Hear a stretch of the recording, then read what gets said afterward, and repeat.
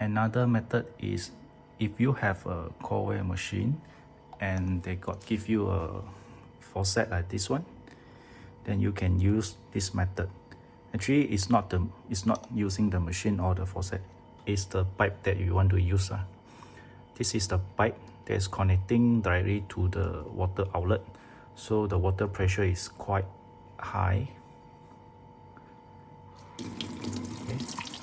This is the things I'm interested with. Okay, so I want to use their hose.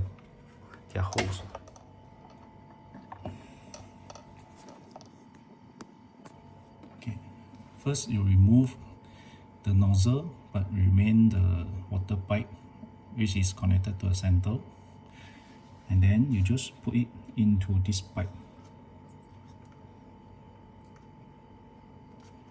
and then switch on water to let it flow.